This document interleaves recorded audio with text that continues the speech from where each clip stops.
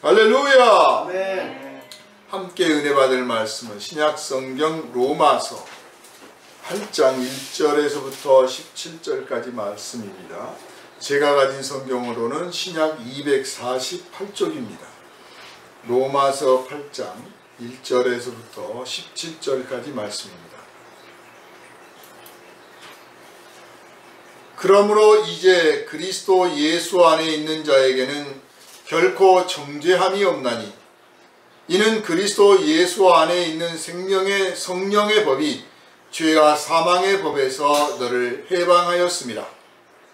율법이 육신으로 말미암아 연약하여 할 수 없는 그것을 하나님은 하시나니 곧 죄로 말미암아 자기 아들을 죄 있는 육신의 모양으로 보내어 육신의 죄를 정하사 육신을 따르지 않고 그 영을 따라 행하는 우리에게 율법의 요구가 이루어지게 하려 하심이니라. 육신을 따르는 자는 육신의 일을, 영을 따르는 자는 영의 일을 생각하나니 육신의 생각은 사망이요 영의 생각은 생명과 평안이니라. 육신의 생각은 하나님과 원수가 되나니 이는 하나님의 법에 굴복하지 아니할 뿐 아니라 할 수도 없음이라.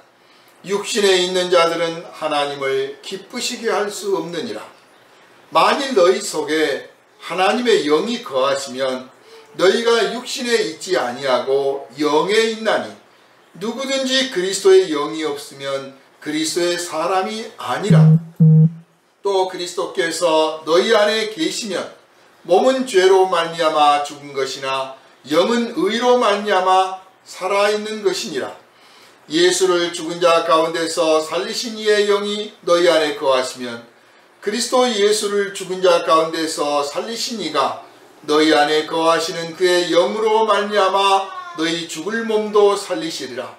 그러므로 형제들아 우리가 빚진 자로되 육신에게 져서 육신대로 살 것이 아니니라. 너희가 육신대로 살면 반드시 죽을 것이로되 영으로서 몸의 행실을 죽이면 살리니 무릇 하나님의 영으로 인도함을 받는 사람은 곧 하나님의 아들이라.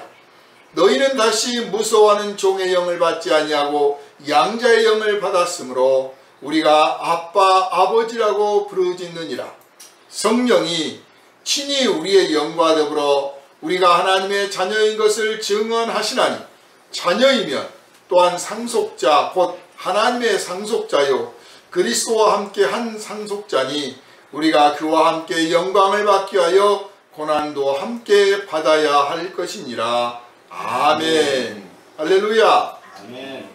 이 시간은 성령을 따라 사는 사람이라는 제목으로 함께 은혜를 나누도록 하겠습니다.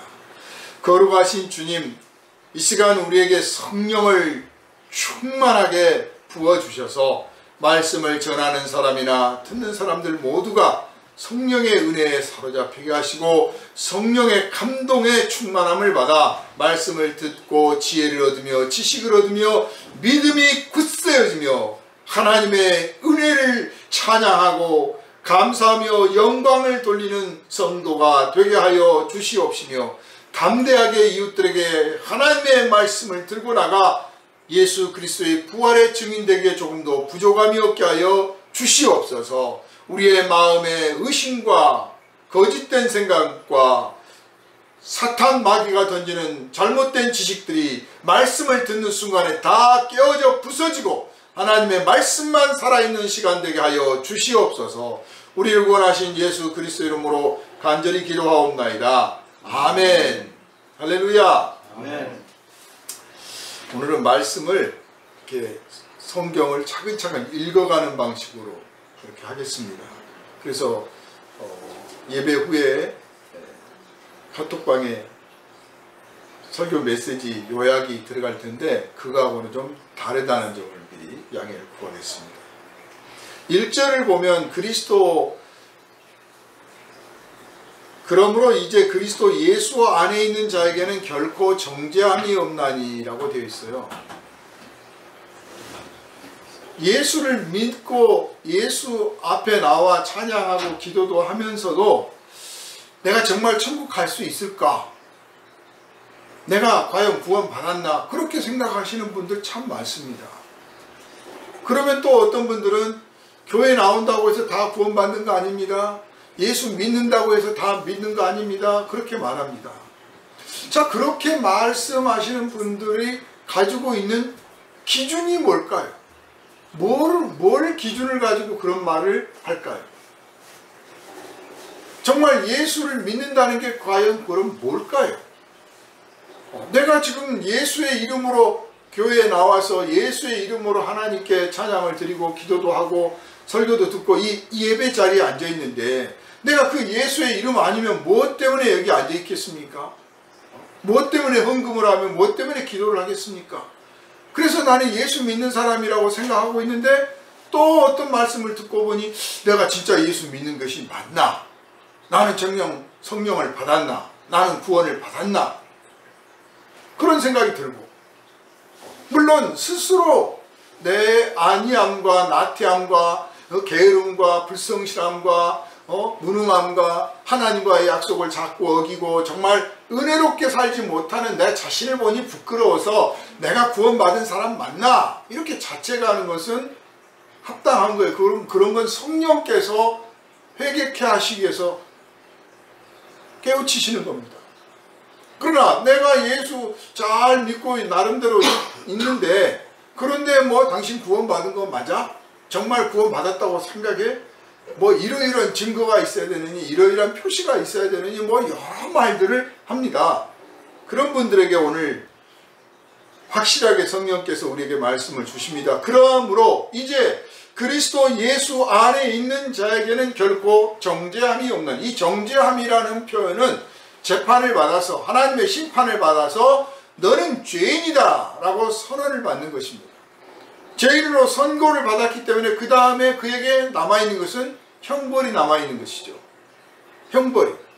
살아있는 동안, 이 육체가 살아있는 동안에는 그에게 환난과 권고와 마음의 평안이 없는 그런 삶이 연속될 것이요, 만약에 그가 이 육체의 생명을 다한 존재라면 이제 영원한 심판을 받는, 영원한 형벌을 받는 지옥에 들어가게 될 것입니다.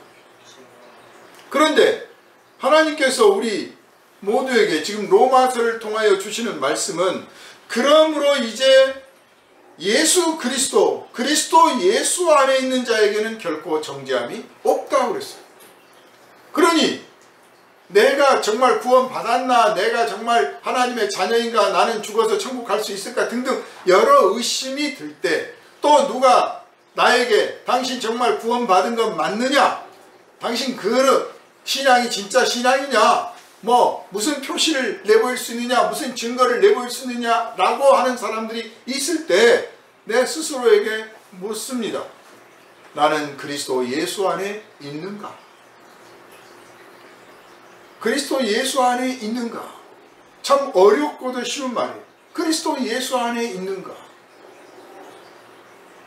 내 안에 그리스도 예수가 있는가가 아니라 내가 그리스도 예수 안에 있는 거예요.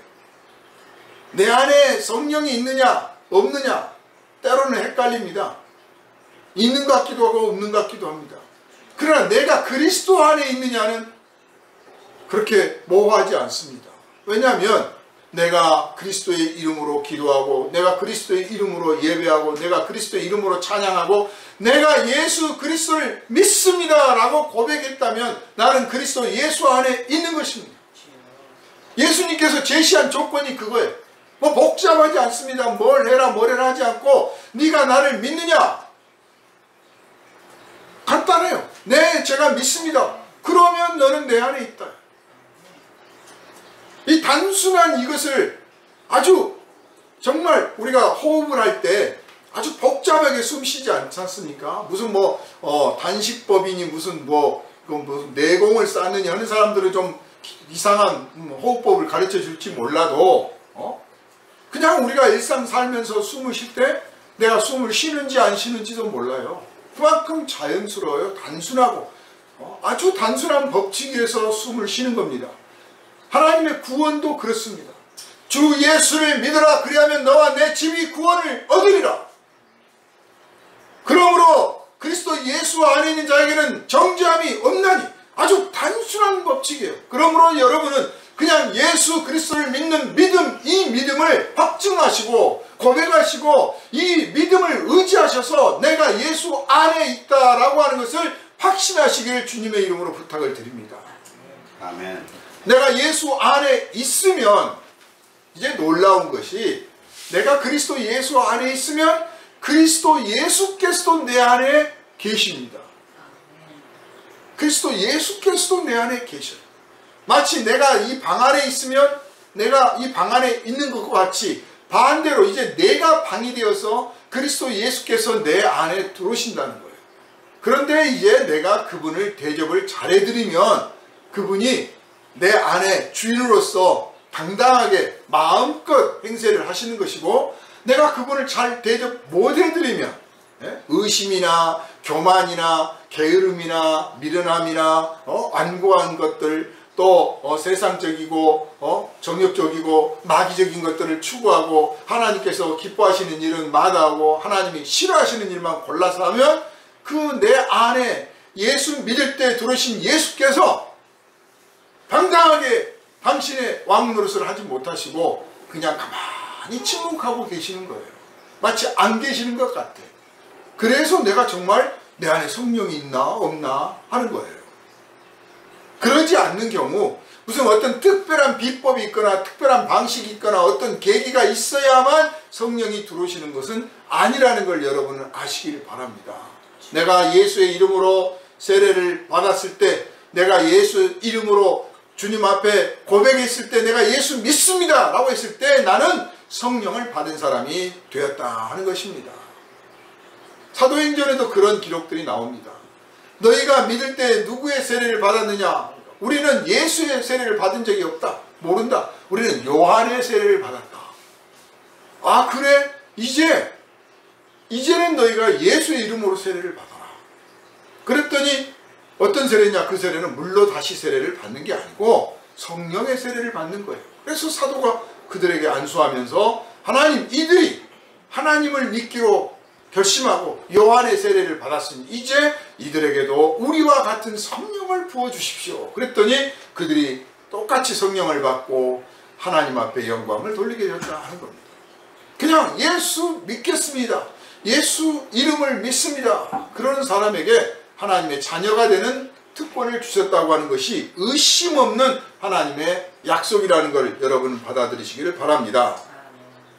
결코 정죄함이 없기 때문에 이제 그 부분을 해석을 합니다. 이는 그리스도 예수 안에 있는 생명의 성령의 법이 죄와 사망의 법에서 너를 해방하였다. 사람이 죄를 왜 짓느냐? 사람이 죄를 왜 짓을까요? 죄를 지으면 더 좋으니까, 달콤하니까, 행복하니까, 죄를 지어야 더 이익이니까, 그런 경우라고 대개는 생각할 겁니다. 그러나 성경은 그보다 더 깊은 본질을 말씀을 하시는데, 무서워서 죄를 짓습니다. 무서워서 죄를 짓습니다.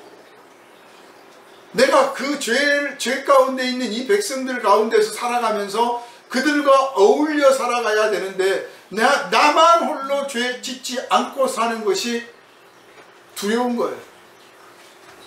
그렇게 살면 안 될 것 같은 거예요. 죄를 짓고 살아야 이들과 어울려 살 것 같은 거예요. 또 내가 이미 이 인간의 영혼들이 이미 에덴에서 쫓겨나 하나님과 멀어져 있으므로 내가 거룩해진다고 하는 것이 참 우습게 느껴지는 거예요. 어리석게 느껴져 오히려. 그래서 죄를 짓는 것이 더 자연스럽습니다. 그런데 바로 그 이유, 거룩하게 사는 게 우습게 보이고 어리석게 보이고 나와 거리가 먼 것처럼, 그리고 죄 짓는 것이 오히려 자연스럽고 죄를 짓지 않으면 이 세상에 살아갈 수 없을 것 같은 이런 마음이 드는 이유는 바로 우리 한 사람 한 사람의 영혼들이 바로 죄와 사망의 법에 묶여있기 때문에 그랬던 거예요. 그 죄와 사망의 법에 묶여 있기 때문에 죄를 짓지 않을 수가 없는 것이요. 태어나면서 죽을 때까지 죄 가운데 살다가 죄 짓고 살다가 죄로 죽는 것이고, 사망 아래 묶여 있기 때문에 이 육체가 반드시 죽게 돼 있는 거예요. 반드시. 그런데 이제 예수 안에서, 그리스도 예수 안에서 생명의 법이, 성령의 법이 우리를 해방시켜 줬어요. 다시 죄를 짓지 않을 수 있게 해줬단 말이에요. 죄를 다시는 내가 짓지 않으리라 하면 안 지을 수 있도록, 내가 결단하면 하나님이 그 힘을 내게서 나타내 보일 수 있도록, 마치 삼손이 성을 무너뜨린 것처럼 내가 내 안에 있는 힘이 있는데 그걸 내가 안 쓰니까 모르는 거예요. 내가 해방되었기 때문에 내가 쓰면 이 사망의 권세를 이길 수 있는데, 단지 육체가 있기 때문에 육체에 있는 동안은 죽음 앞에 있을 뿐인 거예요. 그래서 우리가 마지막 부활을 소망하고 기다리는 것이죠. 내가 믿음을 갖고 있기 때문에 이제 이 죽음의 권세도 이겨서 부활의 육신이 되어 하나님의 나라에 영광스럽게 영원히 살게 될 것이다 라고 하는 것을 소망하고 있는 것이고, 바로 그 소망을 가지고 있기 때문에 지금 이 땅에서 이 죄를 이길 수 있는 것이요, 이 사망을 이길 수가 있는 것이요, 죄와 사망 아래에 있는 사람들을 불쌍히 여기고 그들을 구원하려고 하는 것입니다. 가난하기 때문에 불쌍하고, 무식하기 때문에 불쌍하고, 질병 가운데 있어서 불쌍하고, 사랑하지 못하고 사랑받지 못해서 불쌍하고, 뭐 여러 가지 불쌍한 이유들 많은데, 그보다 더 제일 불쌍한 게 뭐냐? 죄 가운데 사는 것이 불쌍한 거예요. 죄 가운데 사는 것이 왜 불쌍하느냐? 인간의 품위를 잃어버리는 거거든요. 인간은 하나님의 형상을 닮아 지은 바가 되었습니다. 대통령을 했던 사람도요, 죄를 지었다고 하면 하찮게 보여요. 죄인에 불과할 거예요. 그러나 정말 노숙자라고 할지라도 그 사람은 아무리 봐도 죄를 짓지 않고 정말 순결한 영혼이요, 순결한 삶을 살고 있다 싶으면 존경스러운 거예요. 왜냐? 그게 바로 인간답게 사는 거거든요. 그것을 우리 첫 조상 아담과 하와는 잃어버렸습니다. 그래서 그 후에들 모든 사람들이 죄 가운데서 태어나서 죄를 짓고 살다가 죄 가운데 죽는 것입니다. 이게 인간의 비참함이요 불쌍함입니다. 이거를 살리시기 위해서 예수께서 오신 거예요. 이것을 살리기 위해서. 그리고 이것을 깨닫도록, 죄를 짓고 사는 인생이 얼마나 비참하냐, 그걸 모든 사람들한테 알리기 위해서 율법을 주신 거예요. 그 율법을 보니까 이것이 죄구나 하고 드러나는 거죠. 자기가 지은 것이 죄인지 아닌지도 모르고 살아. 그런데 율법을 통해서 죄의 정체가 밝혀져. 이게 죄구나. 내가 말한 것이 죄요, 내가 생각한 것이 죄였고, 내가 지난날 행동한 것들이 죄였구나. 이런 내가 어떻게 인간이라고 자부할 수 있나? 짐승이랑 뭐 별로 다른 게 없지 않나? 짐승들이 뭐 물어뜯고 싸우고 뺏어먹고 훔쳐먹고 죽이고 잡아먹는데 그걸 죄인 줄 알고 그러겠습니까? 죄라고 생각하지 않으니까 그런 거죠. 우리가 마치 남의 것을 빼앗고 훔치고 도둑질하고 죽이고 미워하고 해치고 하나님이 뭔지 뭐 누군지 뭐 알 필요도 없고 알려고 하지도 않고 이렇게 산다면 그게 뭐 짐승과 다를 바가 뭐 있어요. 그래서 이런 인생을 구원하시기 위해서 예수께서 오셨다.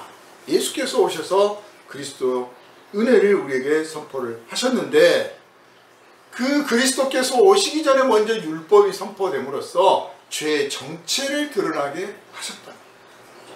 그런데 율법은 알다시피 죄의 정체를 드러나게 하고 정죄하는 기능이 있지, 그 율법은 우리를 구원하지는 못해요. 그러니까 율법을 다 잘 지킨다고 했다고 해서 그 사람이 거룩한 사람이다 라고 말할 수는 없어요. 그냥 죄를 안 지었을 뿐인 거죠. 왜 그러느냐?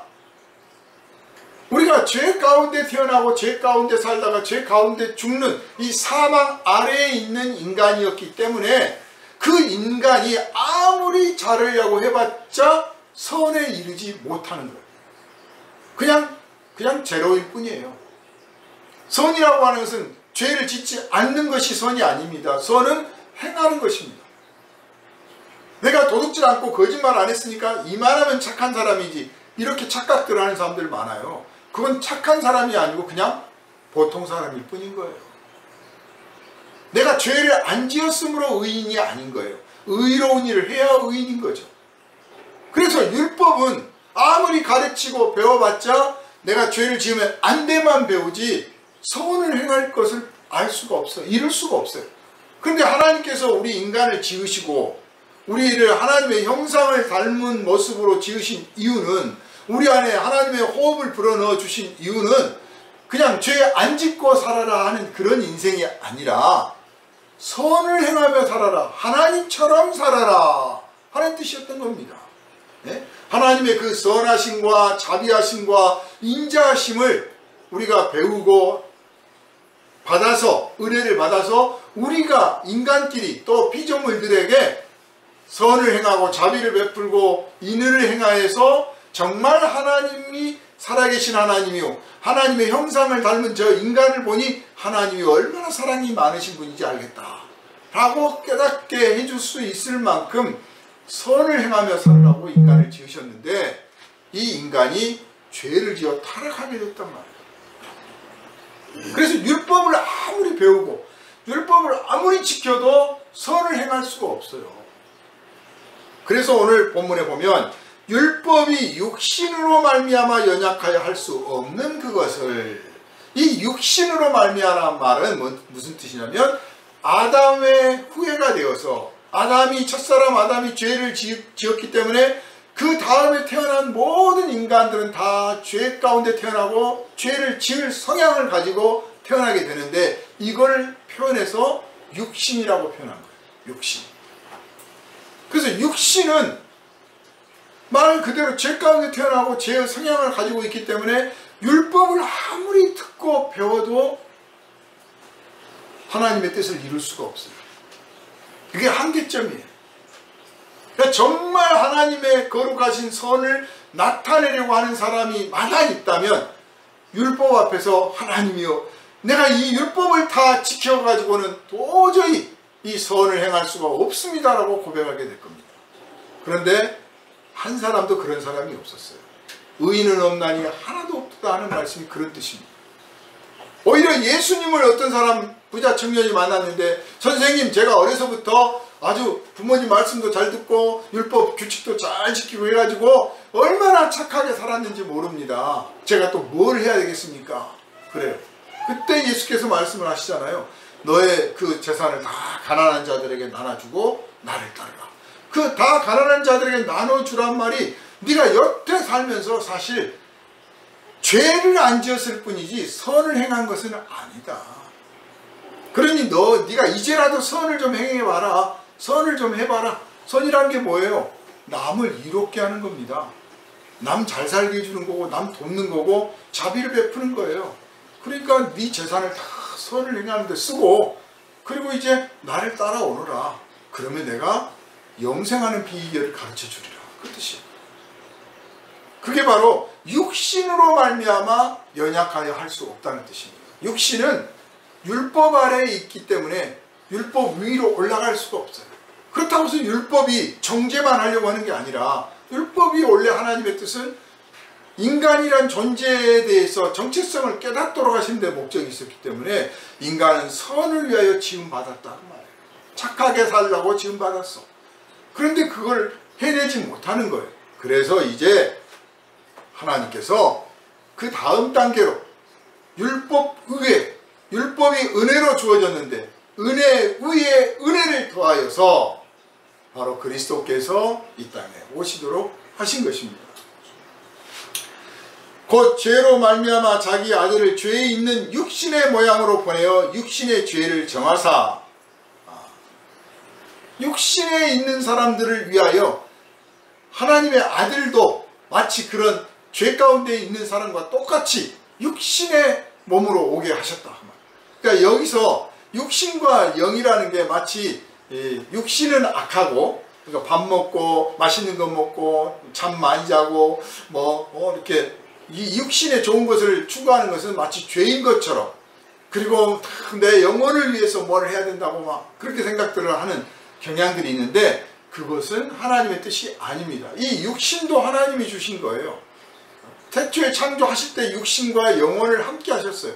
그러므로 육신은 악하고 정신은 선하고, 육신은 더럽고 정신은, 영혼은 맑고, 이게 아니고, 지금 여기서 말하는 육신은 죄 가운데 태어난 인간으로서 한 인간을 지금 육신이라고 표현한 거고, 반대로 이제 이 육신이었던 존재가 예수 그리스도를 믿으면 거듭난 사람이 되는 거죠. 거듭난 사람. 그때는 육신이라고 표현하지 않고 영에 속한 사람, 성령에 속한 사람, 예수 믿는 사람, 예수 안에 있는 사람, 예수가 안에 있는 사람, 뭐 이런 다양한 표현으로 표현을 하게 되는 것입니다. 육신을 따르지 않고 그 영을 따라 행하는 우리에게 율법의 요구가 이루어지게 하려 하십니다. 자, 율법의 요구라는 것은 이 죄 짓지 마라를 넘어서서 선하게 살아라가 요구인데, 그 선하게 살려고 하는 그 요구를 율법을 따라 가지고는 못 지키고 못 이루고 육신에 있기 때문에, 육신을 벗어서 거듭난 사람이 되어야만 그 율법의 요구를 이룰 수 있게 된다. 그래서 정말 율법의 요구를 이루면서 사는 거예요. 그러니까 살인하지 말라, 도둑질하지 말라의 말씀을 주신 뜻은 반대로 나누면서 살아라, 사람을 살리면서 살아라, 그런 뜻이에요. 그런데 그 이면에 있는 요구를 보지 못하고 그냥 그 문자 자꾸만 딱 얽매여가지고 도둑질 안 해야지, 살인 안 해야지, 나는 도둑질 안 했고 살인 안 했으니까 나는 죄인이 아니다, 그렇게 말하는 어리석은 사람이 되는 거죠. 그렇게 하지 말고 정말 이제 하나님이 원하시는 대로 내가 살아야겠다, 하나님의 자녀답게 살아야겠다, 인간을 창조하신 하나님의 뜻대로 정말 인간답게 살아야겠다라고 하는 사람을 위하여 하나님께서 그리스도를 보내주셨다.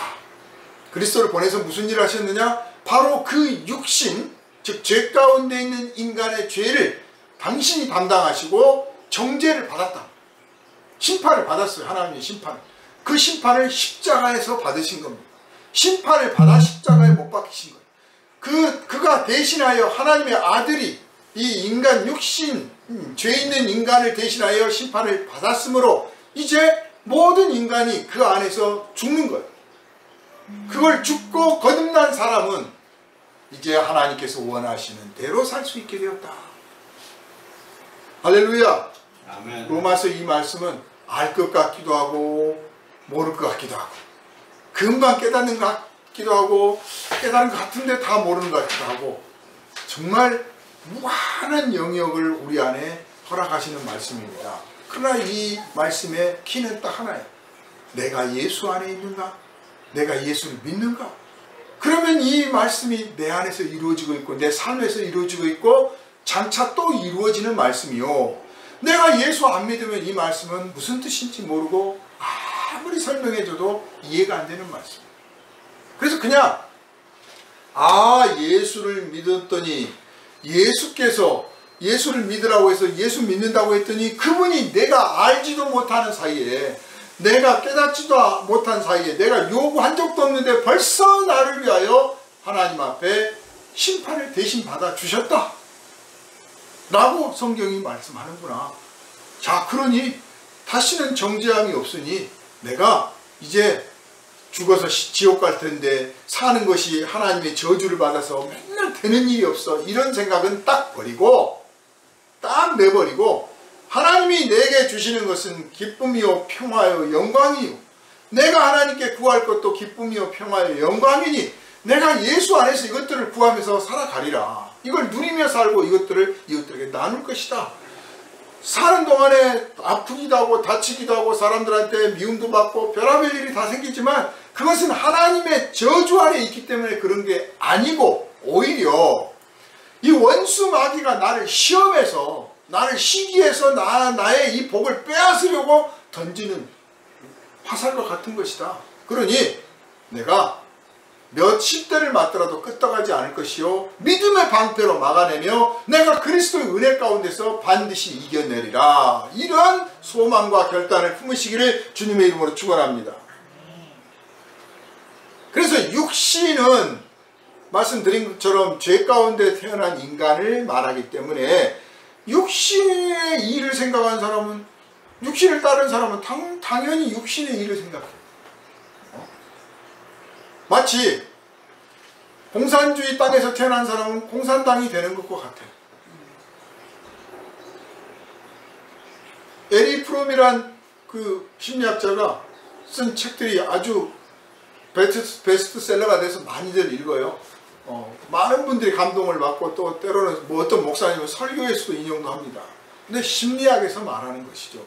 그분이 이런 주장을 했어요. 2차 대전이 벌어지고 또 그 다음에 뭐 여기저기 전쟁이 나는데 소련에서 태어난 군인, 그래서 조종사가 된 사람과 미국에서 태어난 미국 사람 군인, 그래서 조종사가 된 사람이 공중에서 전투를 한다고 치자. 그들은 자기가 원해서 태어난 게 아니고 그냥 자기가 선택하기도 전에 이미 선택되어 버린 거다. 그 말은 우리가 누구를 정죄하고 비방하는데 사실은 알고 보면 정말 몰라서 그럴 수밖에 없는 상황들이 너무나 많다는 것을 암시하고 있는 거죠. 똑같은 의미로 육신 속에서 태어난 이 육신은 생각하는 것이 육신밖에 없는 거예요. 죄 가운데서 태어난 사람은 생각하는 것이 죄 지을 생각을 할 수밖에 없어요. 그래서 예수께서 거듭나야 된다고 말씀하신 거예요. 우리가 뭐 이건 죄인데 이건 나쁜 건데 이거 하나님이 싫어하는 건데 뭐 그런 거 알기나 했습니까? 생각해 본 적도 없고 또 누가 말하기를 뭐 하나님이 싫어하신다 그런 말 들었어도 우리가 예수 안 믿을 때는 그러거나 말거나 하나님이 나한테 무슨 상관이라고 하고 내가 하고 싶은 대로 살았어요. 그런데 영을 따라 살면 이제 영을 기쁘게 하고 영을 만족하게 하고 이 영을 이루고자 하는 뜻으로 살아가는 거예요. 그래서 여기 육신을 따르는 자는 육신의 일을, 영을 따르는 자는 영의 일을 생각한다 라고 쓴 겁니다. 그런데 이제 이 말씀을 딱 읽으면 어떤 사람들은 영을 따라 산다고 하니까 내 안에 있는 영혼 그걸 말하는 건가? 아니면 내 안에 성령이 돌아 계셔가지고 성령이 알려주시고 지시하신 대로 따라가 산다는 건가? 그런데 내 안에는 성령이 있는지 없는지도 난 잘 모르겠고 또 모든 성도들이 다 내 안에서 성령께서 오늘 아침엔 기도해라 내일은 찬양해라 뭐 이렇게 사인을 주시는 것도 아닌데 그럼 도대체 성령을 따라 사는 것이라는 것인가 아니라는 건가 도대체 이게 무슨 말인가 막 헷갈릴 수 있어요. 그런데 예수께서 이런 편지가 있을 걸 이미 하나님은 아신 거죠. 예수께서 말씀하시기를 내가 너희에게 이르는 말이 내가 너희들에게 가르쳐주고 알려주는 이 말이 영이요 생명이다 그러셨어요. 그러니까 이 말씀은 그대로 받아들이면 예수께서 가르쳐주시고 명령하신 그 말씀이 영이므로 이 말씀을 지키고 믿고 따라 살아가는 그 사람은 바로 성령에 속한 사람이요 성령을 받은 사람이요 그 안에 성령이 있는 사람이에요. 우리가 나도 모르게 뭐 말씀을 지키는 경우도 있겠죠. 간혹. 그러나 대개 우리가 말씀을 지킨다 하나님의 말씀을 지킨다고 하는 것은 내가 생각하고 산다는 거예요. 갈등이 일어날 때 갈림길에 섰을 때 내가 무엇을 해야 될까 망설여질 때 하나님께서 이런 경우는 이렇게 하라고 하셨어. 하나님의 뜻은 이걸 거야. 내 옹졸하고 부족한 믿음으로도 하나님의 뜻은 이걸 거야 라고 나름 판단해서 가는 거예요. 이게 바로 영을 따르는 거죠. 그래서 영을 따르고자 하는 사람은 당연히 영을 생각하게 되고 영을 생각하는 사람은 영을 따르게 되고 영을 따른다고 하는 것은 예수님의 말씀을 따른다는 겁니다. 예수님의 말씀을 지지리도 안 따르는데 성령이 그 안에 계시겠습니까? 누가 나 성령 받았다고 막 말합니다. 요즘 사입 이단들이 그러잖아요. 자기들이 성령 받았다고 떠들어요. 그런데 하는 짓들을 보면 예수님 말씀과는 거리가 너무나 멀어. 속이고 훔치고 기만하고 비방하고 갈라 사람들을 가르고 착복하고 그러면서 자기들은 성령 받았다고 말해요. 웃기는 소리인 겁니다. 성령을 받았다고 하는 것은 예수 말씀 따르는 것이라는 뜻이에요. 예수님의 말씀을 따르고 믿고 지키면 그것이 바로 영이요 생명이에요. 그 말씀을 받아 먹고 내가 그 말씀을 내 안에 주로 삼고 있으면 내가 바로 성령 받은 사람이요. 그러므로 내 양심 속에서 성령께서 하시는 음성이 들려지게 되는 거예요. 그러나 내가 말씀을 따르지도 않고 믿지도 않는다면 내 안에서 양심이 작동을 하지 않겠죠. 물론 아주 특별한 경우에 초자연적인 현상으로 성령께서 갑자기 어떤 사람의 마음을 두드리시기도 하고 성령께서 환상과 또 환청과 뭐 여러 가지 것들을 우리에게 허락하시기도 하고 성령께서 정말 생각지도 않았던 어떤 기적적인 어떤 현상들을 일으킬 수도 있어요. 그러나 그게 없으니까 성령을 안 받은 것이냐? 그건 아니란 말이에요. 그거는 말 그대로 특별한 경우에 하는 것이고, 그리고 그 특별한 경우를 하나님 저에게도 막 주세요 하고 떼쓰고 앉아있으면 하나님 심장이 복장이 터져요. 아니 왜 그러고 있어? 너는 그냥 말씀 지키고 살면 되는 거야. 내가 내 아들을 통하여 너에게 말씀을 주었지 않느냐? 내 말이 곧 영이요 생명이다. 예수 말씀 좋아하고 예수 말씀 즐기고 예수 말씀 사랑하고 그래서 전파하고 그래서 가르치고 그래서 내가 믿고 내가 그 말씀을 간직하고 지켜나가면 내 안에 생명이 있고 내 안에 성령이 있고 그것이 곧 하나님께서 원하시는 것이요 그 사람이 바로 하나님의 뜻을 이루어 드리는 사람이다. 나가서 뭐 자선 행사를 많이 할 수도 있고 그냥 방에 앉아서 그저 감사하고 누구를 위해서 기도할 수도 있어요. 다 그게 성령 안에 있는 것이다 하는 것을 오늘 성경은 바르게 우리에게 밝혀주시는 것인 줄 믿으시기를 바랍니다. 그래서 육신을 따르고 육신의 생각, 즉 죄 가운데 있는 사람의 모습을 그대로 간직하고 그걸 따르면 그건 곧 하나님의 원수가 될 수밖에 없어요. 하나님의 원수예요. 그러니까 아주 양분법으로 딱 따지면요, 이 땅에 지금 많은 사람들이 살고 있는데 한편은 하나님의 원수가 되어 살고 있고 한편은 하나님의 자녀가 되어 살고 있는 거예요. 섞여 살고 있어요. 뭐 자녀끼리만 살자, 우리 자녀끼리만 살자 하는데 그건 마지막에 하나님의 나라가 그렇게 되는 거고, 그 전까지는 섞여 살아야 되는데 그게 부당한 일이 아니고 그 섞여 살면서 그 하나님의 자녀 때문에 그 하나님의 원수된 사람들이 감화를 받고 감동을 받기도 하고 혜택을 받기도 하고, 네? 그들에게도 복을 나눠주는 거죠. 또 할 수 있다면 그들에게 하나님의 아들의 그 죽으심이 곧 우리를 이 죄와 사망에서 그 법에서 해방시키는 하나님의 구원의 결단이었다고 하는 것을 알려줘서 그들을 그리스도께로 인도할 수 있는 길이 있는 거죠. 더 많은 사람들이 우리와 함께 살아야 됩니다. 우리끼리만 살면 누구를 구원하겠습니까? 나를 하나님의 원수된 사람들 속에 보내주십시오. 이게 전도요, 선교예요. 하나님의 원수이기 때문에 사람의 원수도 되는 거예요. 사람의 원수이기 때문에 자기들 마음속에 어긋나고 삐뚤어지고 마음에 안 들면 그냥 때리고 죽이고 욕하고, 자기들이 갖고 싶으면 훔치고 빼앗고 속이고 그러는 거예요. 아침에 무슬림에서 이제 개종하신 분이 간증한 걸 잠깐 봤어요. 한 사람, 예수 믿는 사람이 자기 이제 동네 살고 학교를 다니는데 그게 그렇게 못마땅한 거예요. 여러분, 우리가 예수 믿는데 저 사람만 안 믿어, 그럼 그 사람 미워하지 마세요. 왕따시키시면 안 됩니다. 그런데 꼭 그런 못된 버릇들을, 그 마귀가 좋아하는 것들을 배우려고 하는 사람들이 있어요. 쟤는 이 무슬림이 아니니까 보기도 싫다. 그래서 학교에서도 왕따시키고 툭하면 때리고 불러내가지고 때리고 빼앗고 그랬는데 그것도 성이 안 찬 거야. 그래서 결의를 했어요. 오늘 저녁에 우리가 쟤를 죽이자.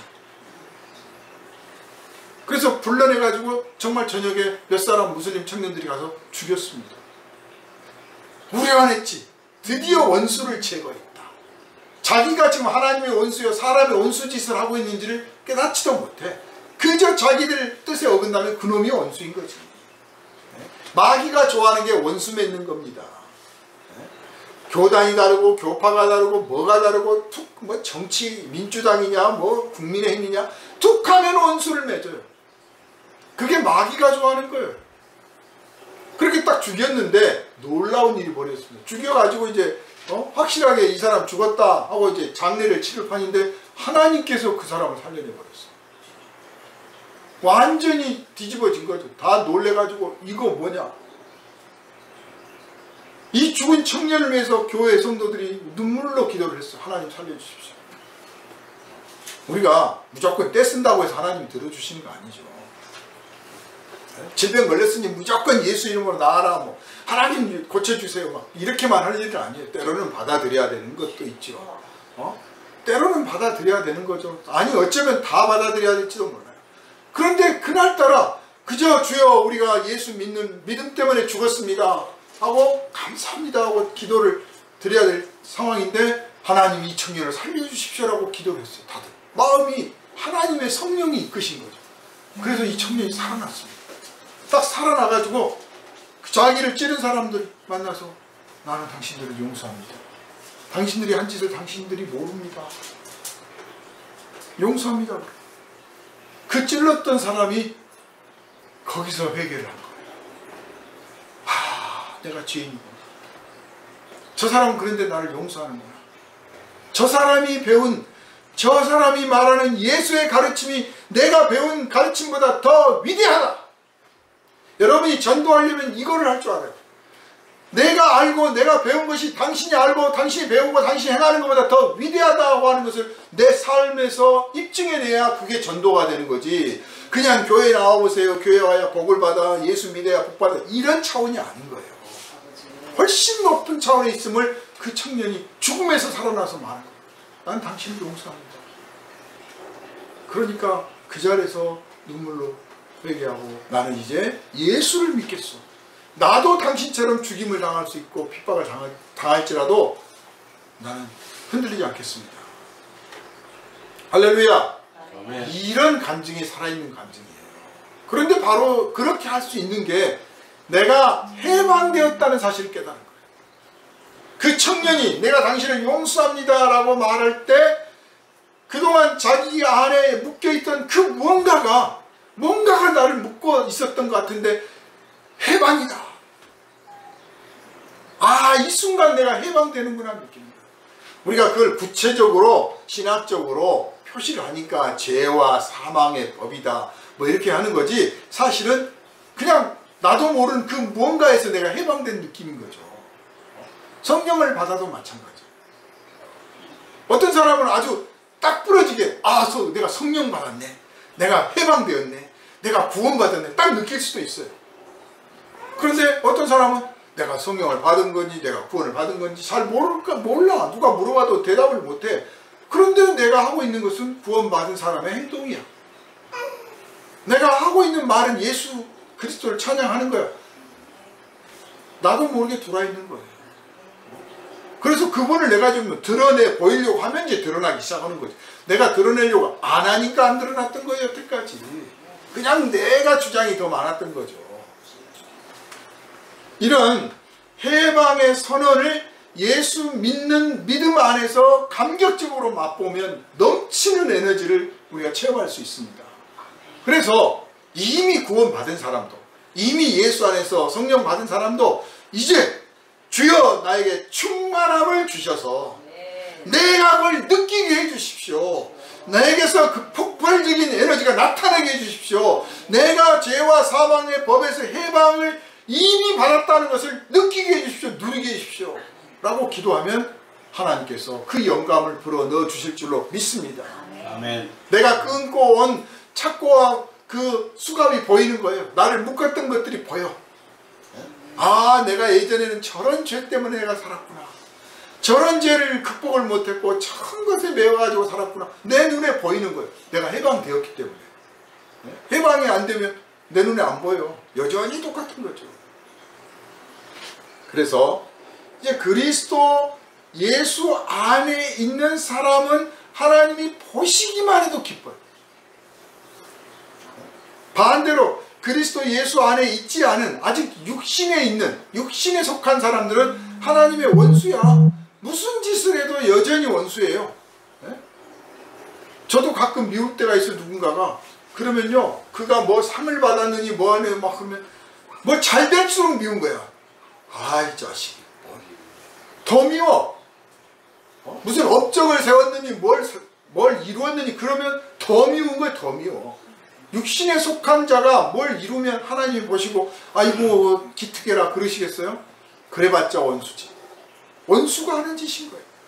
너는 제발 그거 버리고 내게로 와라. 거듭나야 된다. 너는 육신을 따라서 영에 속한 사람이 되라. 하나님이 원하시는 건 그거예요. 네가 그것만 하면 난 좋겠다.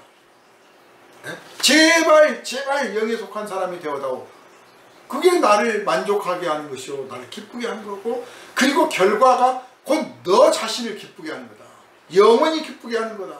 하나님은 그러시는데 육신에 속한 사람은 못하는 거죠. 반대로 예수 믿는 사람은 내가 예수 믿는다고만 해도 하나님은 좋아서 기쁘신 거예요. 그리고 천사들한테 봐라, 내 자녀가 저기 있다, 내 아들이 저기 있다.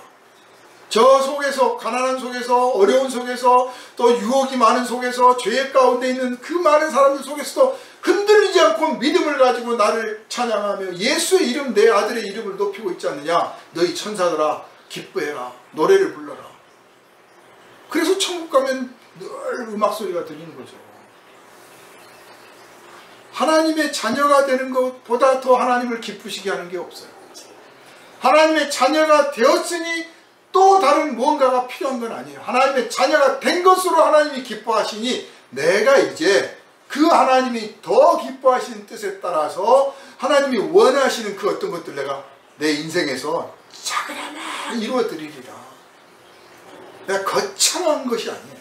사도 바울이 복음을 전하기를 정말 온 아시아를 돌아다니면서 하셨는데, 우리가 결과를 보니까 아주 굉장한 일을 했지만 사도 바울 자신은 굉장한 일을 한다고 생각 안 했습니다. 그냥 형편에 따라서, 사정에 따라서, 그리고 마음의 감동에 따라서 내가 이렇게 저렇게 하다 보니까 그 뜻이 이루어진 거예요. 우리가 거창한 일을 하려고 하면 오히려 마귀한테 속기가 쉽습니다. 하나님 제가 예배당을 크게 짓겠습니다. 이러면 오히려 마귀한테 속기 쉬워요. 돈 버는 데만 급급한 거야. 돈 모으는 데만 급급해. 그게 중세시대가 그랬어요. 그러나 그냥 하나님이 기뻐하신 뜻을 내 살면서 하겠습니다. 내가 살아있는 것만 가지고도 하나님이 기뻐하시는데, 내가 존재하는 것만 가지고도 하나님이 좋아하시는데, 내가 뭐든지 내 하나님 기뻐하시는 대로 하겠습니다. 큰 기대 마세요. 하나님 제가 할 수 있는 게 작고 보잘것없습니다. 그냥 열심히 사는 거예요. 그냥 누구하고 비교할 것도 없어요. 근데 이왕이면 내가 좀 더 큰 일을 하고, 이왕이면 좀 더 많은 일을 하고, 이왕이면 남들이 안 한 일을 내가 좀 먼저 하겠다, 이런 욕심은 좀 품을 수가 있죠. 바울 사도가 그랬던 겁니다. 그렇게 하면 하나님 기뻐하시는 일을 이루게 되는데, 그게 율법은 이룰 수 없었던 일인 거예요. 율법은 이룰 수 없었던 거예요. 그러니까 맨날 율법에 관한 설교를 듣고 율법을 공부하고 율법적인 신앙에 자란 사람은요, 얼굴 표정부터 기쁨이 없어. 왜냐? 늘 정죄받은 느낌이니까. 그저 조심해야 돼, 그저. 그리고 뭔가 업적을 세워서 그걸 갚으려고 해요. 율법 아래에 있는 신앙이 무슨 공로를 세워서 그걸 만회를 하려고 한다니까요.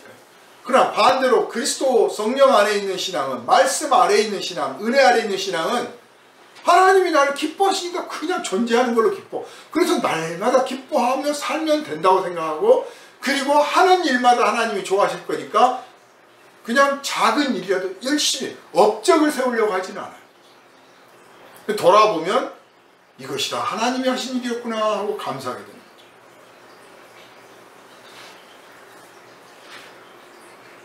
본문에 누구든지 그리스도의 영이 없으면 그리스도의 사람이 아니라 딱 선언을 해놨는데, 여러분 내가 예수 말씀 믿고 지키고 살고 있느냐, 좋아하느냐, 말씀 사랑하고 예수의 이름으로 하나님 앞에 나가는 것을 기쁘게 생각하느냐, 그러면 하나님의 사람이요 그리스도의 사람이요 그리스도의 영이 있는 사람이에요. 사도 바울은 누구든지 그리스도의 영이 없으면 그리스도를 예수를 구주라고 고백하지 않고 하나님의 아들이라고 고백할 수 없다 그랬어요. 그게 성령 받은 증거예요. 그런데 그 성령 받았으니 이왕이면 하나님 책에서 성령의 은사와 능력들이 나타나게 해주시고 하나님 성령에 사로잡힌 바 되어서 더 큰 감동을 이웃들에게 전하게 해주시고 성령의 사람으로서 하나님 영광 받으실 놀라운 일들을 이왕이면 조금 더 많이 했으면 좋겠습니다 라고 기도하면 하나님께서는 아주 좋아하시면서 그래라 내가 그렇게 도와주겠다 하시는 겁니다. 그러나 반대로 예수 부인하고 예수 믿지 않고 예수 말씀 지키지 않고 예수 사랑하지도 않고 예수 말씀 배우려고 하지도 않고 그런 사람이 내가 하나님의 사람이다 내가 그리스도의 사람이다 라고 말하는 것이 얼마나 가당치 않습니까? 있을 수가 없는 거죠. 자, 이런 은혜를 우리가 어떻게 입었느냐면 하나님의 아들 하나님께서 그 아들을 이 땅에 보내셔서 이 육신 가운데 태어나게 하셔서 이 육신을 감당할 죄를 대신 감당케 하심으로써 우리가 하나님의 자녀가 되는 기회를 얻게 된 겁니다. 그러니까 누구한테 빚을 졌느냐? 우리는 예수님께 빚을 졌어요. 하나님께 빚을 졌어요. 근데 이 빚이 부담스러운 빚이 아니야. 대개의 빚은 부담스러운 빚이에요. 안 갚으면 안 되는 빚이야. 반드시 갚아야 되는 빚이에요. 세상의 빚은 반드시 갚아야 되고 안 갚으면 아주 해코지도 당하고 재판을 받아. 그런데 하나님으로부터 받게 된 이 은혜, 그래서 진 빚은 나를 부담스럽게 하는 게 아니라 나를 이끌어내는 거예요. 예수님은 나를 위해서 십자가도 지셨는데 내가 이만한 고생도 못 참겠어? 예수님은 땀방울이 막 피방울 피같이 막 되도록 그렇게 기도를 하셨는데 내가 기도 시간 좀 아끼겠어? 예수님은 십자가도 지고 목숨도 내놨는데 내가 예배 시간 길다 보고 기도 시간 길다 보고 내가 그거 가지고 불평하겠어? 빚진 자의 마음이에요. 주님이 나를 위해서 목숨도 내놨는데 내가 내 이웃들을 위해서 내가 뭔가 못 내놓겠어? 목숨까지도 내놓을 판인데 얼마든지 할 수 있어요. 그게 빚진 마음이에요. 그러니까 사랑의 빚이요, 감사의 빚이요, 기쁨의 빚입니다. 그래서 봉사를 할 때 내가 이 사람들 봉사하니까 상 받을 거야 이런 차원이 아니고요. 내가 이번 봉사의 기회를 놓치면 예수님이 나를 위해서 죽으셨는데 참 그분 앞에 내가 송구스럽지 않겠어? 그래. 그래서 바울 사도는 내가 당신들한테 빚진 자입니다. 나 같은 사람을 예수께서 구원해 주셨는데 내가 복음 전하지 않고 사랑하지 않고 가르쳐 주지 않으면 내가 그분 앞에 가서 무슨 낯으로 뵈겠습니까? 그래서 내가 당신들한테 빚진 겁니다. 그래서 나 빚 좀 갚게 해주세요. 그런 식이에요. 그러니까 빚 좀 갚으려고 하면 빚을 빨리 갚아야 마음이 해방되잖아요. 그러니까 적극적이죠. 우리가 하나님의 아들이 되었습니다. 하나님의 자녀가 되었어요. 예수의 이름 의지해서 하나님의 자녀가 되었어요. 여러분은 이 특권을, 이 영광스러운 이 특권을 정말 날마다 누리고 계십니까? 주여 도와주세요. 그냥 교회 왔을 때만 나는 하나님의 자녀다 하는 말을 듣고 아멘만 하고 있습니까? 아니면 일상생활 속에서 나는 하나님의 자녀다. 감사합니다 아버지. 내가 밥 먹어도 하나님의 자녀로서 먹는 것이고 내가 길을 걸어가도 하나님의 자녀로서 길을 걷는 것이요 사람을 만나도 내가 하나님의 자녀로서 지금 사람을 만나고 있습니다. 제가 이런 사람이 되었습니다. 놀랍습니다. 하나님의 자녀니까 뭐 어때서 그게 뭐 어때서 그건요 그 다음에 나타나기 시작합니다. 나타나기 시작해요.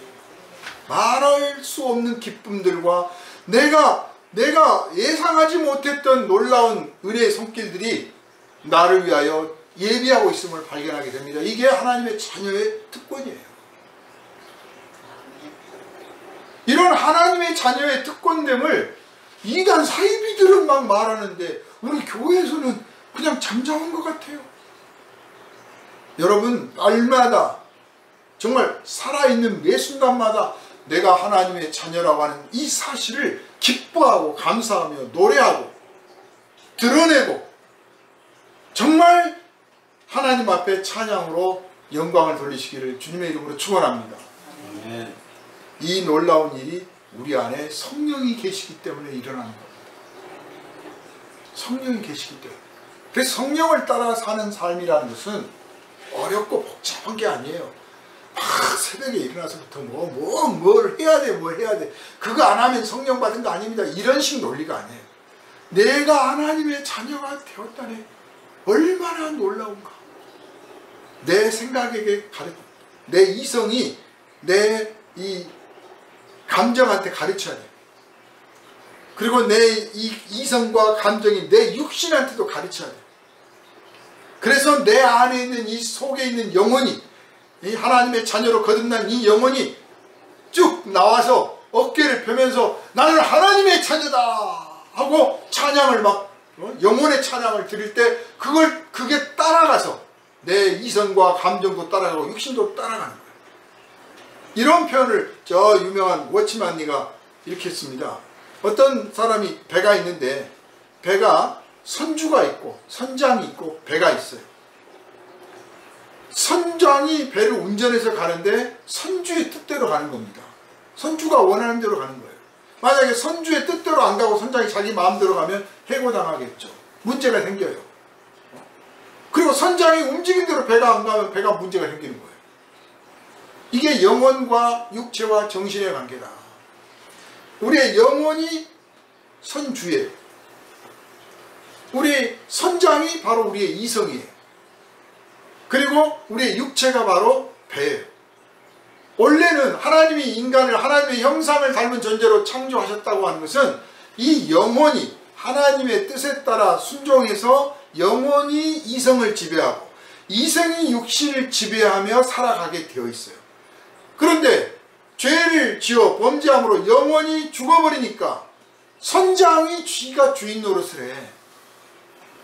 선장이 우리의 이성과 감정이 우리 인생의 주인이에요. 그리고 우리 육체를 통제하면서 이만하면 잘했다고 생각해요. 근데 그보다도 못한 사람들은 육체의 쾌락을 따라 정신을 정신이 지배당하는 거예요. 그 이제 마약에 중독되고 알코올에 중독되고 막 하면 이 육체가 정신을 이기고 있는 겁니다. 우리가 거듭났어요. 예수 믿음으로 거듭났습니다. 예수의 이름으로 거듭났습니다. 예수의 말씀이 우리 안에 들어오게 됐습니다. 그래서 첫 번째 일어난 일이 뭐냐? 물론 말씀을 듣고 배울 때 우리의 이성을 통해서 우리의 감정을 통해서 하나님의 말씀을 듣고 아멘도 하고 받아들였어요. 그랬더니 그 안에 내 안에 죽었던 영혼이 살아났습니다. 할렐루야. 이 영혼이 살아나서 이제부터 이제 주인 노릇을 하려고 하는데 이 주인 노릇을 제대로 할 수 있도록 우리가 보장해 줘야 되는 거예요. 그러면 영혼이 내 이성을 지배하고 내 이성이 내 육체를 지배해. 근데 오랫동안 이 영혼과 이성이 그리고 이성과 육체가 어떤 관계였습니까? 오랫동안 영혼이 죽어 있었잖아요. 그러니까 이성이 지배했거나 혹은 육체가 이성을 지배한 게 너무나 오랫동안 해왔기 때문에 이게 자연스러워. 이게 편하고 이래야 마땅한 거처럼 생각이 드는 거예요. 영혼을 준비하고 영혼을 위해서 뭘 하고 영혼을 일깨워 나가면 앞세우려고 하면 뭔가 어색하고 답답하고 또 꼭 그래야 되나? 그거 말고도 할 수 있는 게 많지 않나? 이를테면 성경을 읽는데 꼭 앉아서 읽어야 되나? 누워서도 읽을 수 있지. 뭐 그런 식 논리예요. 얼마든지 육신 편하지 않은 대로 또 하나님 앞에 꼭 막 뜨겁게 기도를 해야만 은혜를 받는 건 아니잖아. 그저 이렇게 유튜브 들어가면서 설교 좋은 말씀 있으면 들으면 은혜 받지 꼭 내가 기도해야 되겠어? 이런 식으로 어떻게든지 영혼보다는 내 이성과 육체가 편한 쪽으로 선택을 하게 자꾸 유도를 해. 이게 오랫동안 습관이 돼요. 그래서 이제부터 영혼을 살려가는 행동 패턴으로 바뀌어야 됩니다. 그 영혼을 살리고 영혼을 내 인생의 주인공이 돼서 끌고 가려고 오신 분이 바로 성령이에요. 근데 성령이 뭐 꿈에 나타나서 뭐 이상하게 환상을 보기 위해서만 이끌어 가시는 게 아니라 성령은 항상 예수의 말씀 앞에 있는 내 양심을 건드려서 나를 이끄십니다.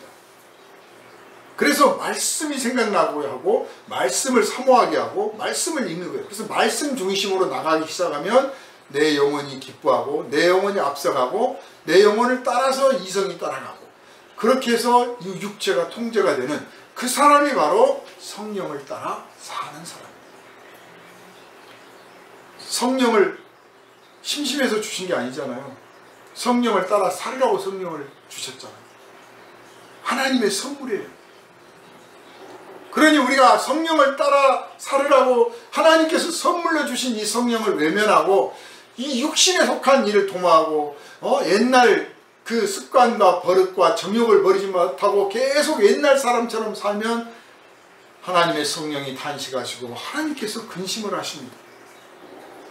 오늘 이 땅의 성도들이 성령을 받았다고 하지만 성령을 따라 살지 않고 성령께 순종하지 않고 성령은 그러신 분이니 네 알겠습니다 하고 우선 나는 지금 이대로 살아야겠습니다 하고 현재의 삶에 만족하며 현재의 욕망과 쾌락을 추구하고 이 죄 지을 생각을 하면서 거듭난 사람처럼 안 살고 있다는 게 문제인 거예요.